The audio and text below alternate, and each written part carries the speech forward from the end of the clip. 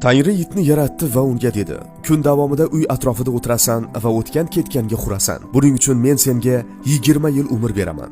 It javob berdi: 20 yil ko'p-ku, menga 10 yil yetadi. Qolgan 10 yilni qaytarib ola qol. Xudo rozi bo'ldi. So'ngra Tangri maymunni yaratdi. Har xil qiliqlar qilasan, odamlarni kuldirasan, buning uchun senga 20 yil beraman.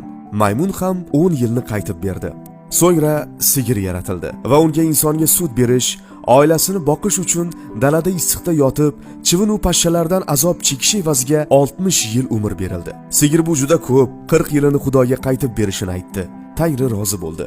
So'ngra Tangri insonni yaratdi va dedi: yeb, ich, uxla, o'yna, kul, turmush qur, hayotdan zavq ol. Senga 20 yil beraman. Inson dedi: faqat 20 yilmi? Menga sigirdagi qolgan 40 yilni ham qo'sh, itdagi, maymundagi 10 yilni ham ber. Shunda hammasi bo'lib, mendagi 20 bilan 80 yil bo'ladi. Bu esa menga yetadi. Tangri xo'p deb javob berdi. Mana inson nima uchun umrining birinchi 20 yilini o'ynab, yeb, ichib, uxlab o'tkazadi. Keyingi 40 yilni quyosh ostida qolgan sigir kabi ishlab, har qanday sharoitga moslashib, atrofdagi pashsha va chivinlarga talanib, qiyinchiliklar va sinovlar bilan o'tkazadi.